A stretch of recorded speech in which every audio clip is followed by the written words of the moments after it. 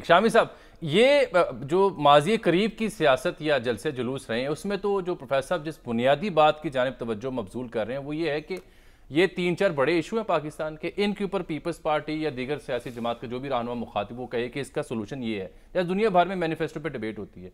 लेकिन माजी करीब की जो पाकिस्तान की सियासत है उसमें ऐसा मैनिफेस्टो भी नहीं मिला, और अगर किसी ने अपना मैनिफेस्टो या परफॉर्मेंस बेचने की कोशिश की तो उसे भी चाहने वालों ने उस तरह से बाय नहीं किया, बल्कि जो रिटोरिक है या बयानिया होता है ख़ास किस्म का, उसकी तरफ ज़्यादा अवाम मुतवज्जे हुई है। जनाब, ये अपना बिलावल भुट्टो जरदारी साहब के नाना जो थे जी, जुल्फकार अली भुट्टो, उन्होंने जी नारा लगाया था ज़रूरी इस्लाहात का।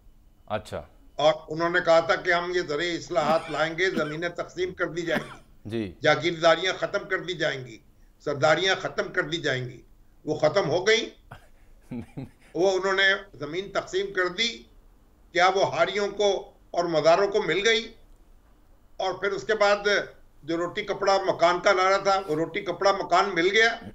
सनतें सारी आपने नेशनलाइज कर ली, उन पे सरकारी अफसर बैठा दिए, और पाकिस्तान की सनती तरक्की जो है उसका रास्ता मसदूद कर दिया।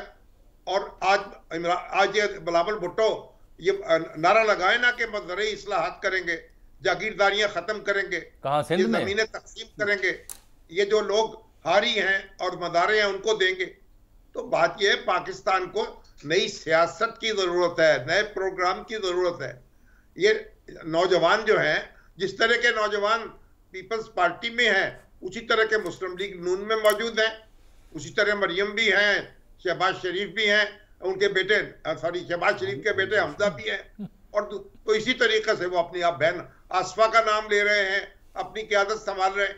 तो भाई बात यह है कि पुरानी सियासत गरी खार है, जमीन मीर सुल्तान से बेजार है। तो आप बताइए कि आपकी सियासत क्या है, क्या करना क्या चाहते हैं आप देखिए, कायदे आज़म मोहम्मद अली जिन्ना ने जब पाकिस्तान का मुतालबा किया, लाहौर रेजोल्यूशन मंजूर हुआ, उस वक्त उनकी उम्र क्या थी?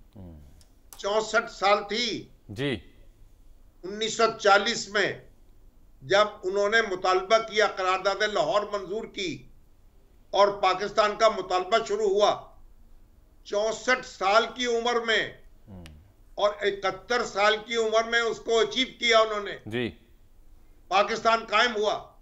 तो बात यह है कि ये उम्र से नहीं मापते आप पैमाने, उम्र के सियासत नहीं मापी जाती।